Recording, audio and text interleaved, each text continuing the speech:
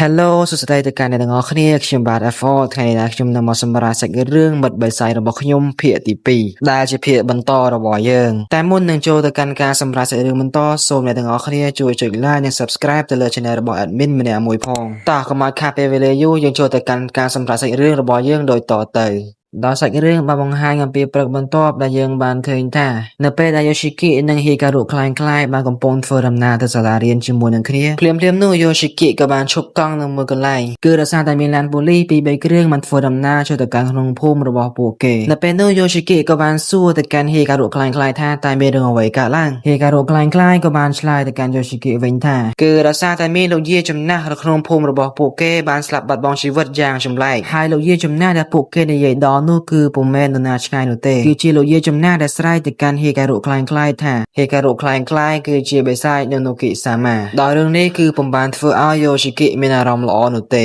េហើយ Yoshiki ក៏ពុំបានដឹងដូចគ្នាដែរថាការស្លាប់របស់លោកយាយចំណាស់នៅក្នុងភូមិរបស់ពួកគេគឺជាស្នាដៃរបស់បិសាចនៅនូគិសាម៉ានោះឯងបន្ទាប់ពីពួកគេបានធ្វើដំណើរទៅដល់សាលារៀននៅពេលនោះប្រងោដែលជាមិត្តរួមថ្នាក់របស់ Yoshiki បាននិយាយអំពីការស្លាប់របស់លោកយាយចំណាស់នៅក្នុងភូមិរបស់ពួកគេដោយការស្លាប់របស់លោកយាយចំណាស់នោះគឺពិតជាសាហាវព្រៃផ្សៃខ្លាំងមែនទែនដោយការស្លាប់របស់គាត់គឺស្លាប់ដោយការយកដៃខ្លួនឯងដាក់ចូលទៅក្នុងក្រឡារបស់ខ្លួនឯងហើយប្រងោក៏បាននិយាយអំពីផ្លូវទៅកាន់ផ្ទះរបស់ខ្លួនគេផងដែរដែលផ្លូវទៅកាន់ផ្ទះរបស់គេគឺធ្វើដំណើរឆ្លងកាត់ច្រកព្រៃខាងកាត់ភ្នំដោយខ្លួនគេបាននិយាយថាខ្លួនគេបានឃើញអ្វីចម្លែកជាច្រើននៅក្នុងព្រៃនោះផងដែរហើយវាបានធ្វើឲ្យប្រងោភ័យខ្លាចខ្លាំងមែនទែនពេលឮដូច្នោះកុមារីសក់ក្រងក៏បាននិយាយទៅកាន់ប្រងោថាបើពិតជាបែបនោះមែនខ្លួនគេគឺពិតជាចង់ចូលទៅកាន់ព្រៃនោះខ្លាំងណាស់ព្រោះខ្លួនគឺចូលចិត្តស៊ើបអង្កេតពីអ្វីៗដែលចម្លែកនិងគួរឲ្យខ្លាចដែលហេតុនេះហើយពួកគេក៏បានបបួលគ្នាទៅកាន់ព្រៃចម្លែកនោះបន្ទាប់ពីបញ្ចប់ម៉ោងសិក្សាដំបូងឡើយ Yoshiki គឺពិតជាមិនចង់ចូលរួមនោះទេ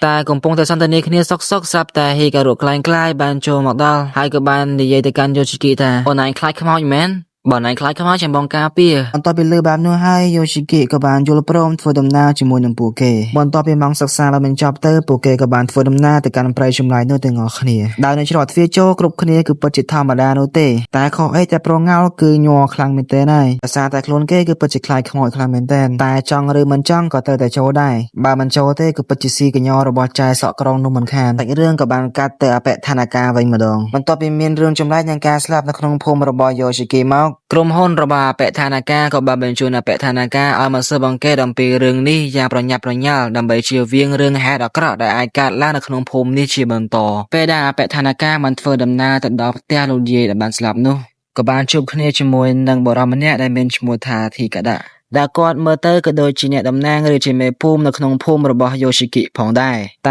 ែអបិឋានការនិងអបិធីកាដានឹងគឺពិតជាកង់គ្នាខ្លាំងមែនទែនតែអបិធីកាដានឹងគឺពិតជាមិនចង់អបិឋានការនឹងមកស៊ើបអង្កេតនៅក្នុងផ្ទះលោកយាយចំណាស់នោះទេគឺវាប្រៀបដូចជាការមិនគោរពទៅដល់សពលោកយាយអញ្ចឹងតែអបិឋានការនឹងទោះបីគេនិយាយមិនក៏ដោយគឺអត់ព្រមទេគឺខ្ពើមស្ដាប់តែម្ដងក៏បានយកដំបងទៅវាយទម្លុះទ្វារដើម្បីចូលក្នុងផ្ទះដដែលនៅពេលដែលបានចូលទៅក្នុងផ្ទះពួកគេបានឃើញសភាពផ្ទះគឺពិតជារញ៉េរញ៉ៃខ្លាំងមែនទែនហើយសាកសពលោកយាយក៏ពិតជាពិបាកមើលផងដែរនៅពេលដែលអបិឋានការបានពិនិត្យមើលចុះឡើងនៅក្នុងផ្ទះហើយអបិនឹងក៏បានដឹងយ៉ាងច្បាស់ថានេះគឺជាស្នាដៃរបស់បិសាចនៅនូគិសាម៉ាដែលបានឃើញថាវាគឺពិតជាអាក្រក់ជាងអ្វីដែលខ្លួនគិតក៏បានហៅអបិធីកាដានិងអ្នកផ្សេងទៀតទៅអង្គុយផឹកតែនិយាយគ្នាតែម្ដងគឺដើម្បីពិភាក្សានិងរកវិធីដោះស្រាយអំពីបញ្ហាបិសាចនៅនូគិសាម៉ានេះដល់នៅពេលដែលពួកគេបានជួបជុំគ្នាហើយអបិឋានការក៏បាននិយាយថាស្ថានភាពនៅក្នុងភូមិនេះគឺពិតជាគ្រោះថ្នាក់ខ្លាំងណាស់គឺវាលែងមានសុវត្ថិភាពសម្រាប់អ្នកភូមិទៀតហើយអបិឋានការនឹងក៏បានដំឡើងរបងការពារនៅជុំវិញផ្ទះរបស់លោកយាយចំណាស់នឹងផងដែរគឺដើម្បីពិនិត្យមើលថាមានអ្វីចម្លែកអាចនឹងកើតឡើងជាបន្តតែអ្វីដែលពិសេសនោះគឺដោយអបិឋានការបានធ្វើដំណើរទៅកាន់ភ្នំនៅពេលព្រឹកក៏បានប្រទះឃើញនៅកាបូបស្ពាយចំហៀងរបស់ Hikaru ពិតប្រាកដដែលបានជួលនៅពេលដែល Hikaru ពិតប្រាកដបានវង្វេងនៅក្នុងព្រៃតែអ្វីដែលចម្លែកនោះគឺនៅពេលដែលអបិឋានការបានបើកកាបូបនោះមើលគឺបានឃើញនៅក្បាលខ្មោចដុំថ្មចម្លែកម្យ៉ាងនៅខាងក្នុងនោះហើយអបិឋានការក៏បានបន្តទៀតថាបិសាចនៅនូគិសាម៉ាដែលធ្លាប់តែរស់នៅលើភ្នំគឺបានបាត់ចេញពីភ្នំហើយពលគឺវាបានកំពុងសំងំលាក់ខ្លួនជាមួយនឹងនរណាម្នាក់នៅក្នុងភូមិនេះដូច្នេះហើយយើងត្រូវតែស្វែងរកនរណាម្នាក់ដែលមានភាពចម្លែកខុសគេទើបអាចកម្ចាត់បិសាចនោះបានឥឡូវយើងកាត់មក Yoshiki វិញនៅពេលដែលពួកគេកំពុងធ្វើដំណើរនៅក្នុងព្រៃចម្លែកសុកស្រាប់តែភ្នែករបស់ Yoshiki គឺបានតាក់ទៅនឹងអ្វីម្យ៉ាងដែលចម្លែកគឺប្រៀបដូចជាបិសាចឬខ្មោចអញ្ចឹងតែបានសម្លឹងមើលមុខ กរបស់គេនៅពេលដែល Yoshiki បានព្យាយាមសម្លឹងទៅកាន់បេសាចនោះវិញស្រាប់តែបេសាចនោះក៏បានរត់សម្ដៅមកកាន់ Yoshiki យ៉ាងរហ័សធ្វើឲ្យ Yoshiki ក៏ពិតជាភ័យខ្លាចខ្លាំងមែនទែនតែជាសំណាងល្អក៏បាន Hikaru ខ្លាំងជួយខ្លួនទាន់តែបានប្រើកែវភ្នែកបេសាចល្មុតស្រួចដើម្បីសម្លាប់ទៅកាន់បេសាចតូចៗនោះបន្ទាប់មក Hikaru ខ្លាំងក៏បាននិយាយទៅកាន់ Yoshiki ថាប្រសិនបើឯងមើលឃើញវាហើយសូមឯងបន្តធ្វើដូចពុំបានឃើញវាវិញទៅវានឹងតាមមកយាយីជីវិតរបស់ឯងពេលនោះ Yoshiki ក៏បានសួរទៅកាន់ Hikaru ខ្លាំង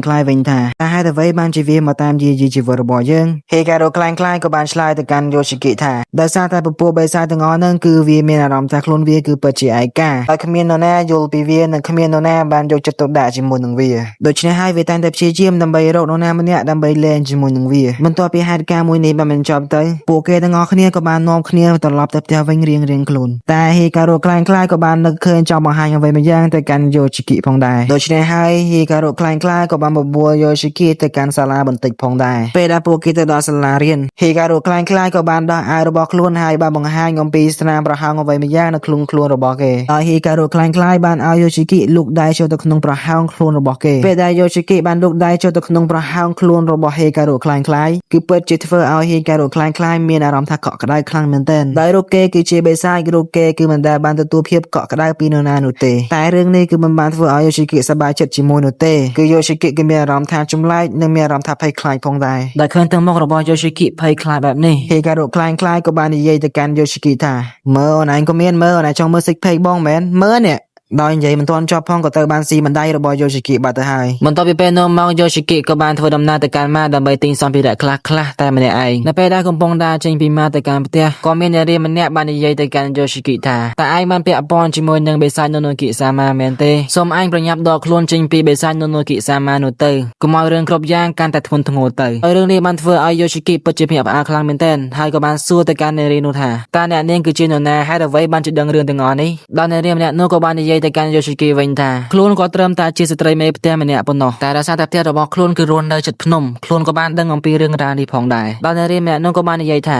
ដល់ជារៀងរាល់ថ្ងៃខ្លួនក៏បានដឹងអំពីញាណរបស់បេសាច Nonoki Sama ដែលកំពុងសម្ងំលាក់ខ្លួននៅលើភ្នំជារៀងរាល់ថ្ងៃប៉ុន្តែស្រាប់តែមួយរយៈក្រោយមកនេះនាងក៏លែងដឹងអំពីញាណបេសាច Nonoki Sama ដែលបានរស់នៅសម្ងំនៅលើភ្នំទៀតហើយនេះគឺបានសេចក្តីថាបេសាច Nonoki Sama គឺបានចុះពីលើភ្នំហើយធ្វើដំណើរមកកាន់ភូមិនេះបាត់ទៅហើយ Yoshiki បានមើលឃើញថានារីម្នាក់នេះគឺពិតជាបានដឹងច្រើនអំពីបេសាច Nonoki Sama ដូច្នេះខ្លួនក៏បានសុំទំនាក់ទំនងជាមួយនឹងនារីម្នាក់នោះដើម្បីចង់ដឹងថានឹងមានរឿងអ្វីកើតឡើងបន្តទៅទៀតហើយរឿងមិត្តបេសាចរបស់ខ្ញុំភាគទី2ក៏បានមកដល់ទីបញ្ចប់ផងដែរយើងចាំមើលថាពីបន្ទាប់នឹងមានរឿងអ្វីកើតឡើងបើមានកំហុសខុសឆ្គងត្រង់ណានោះសូមអ្នកទាំងអស់គ្នាជួយយកយល់និងអធិស្ឋានដល់ admin ផងខ្ញុំបាទ FR សូមអរគុណ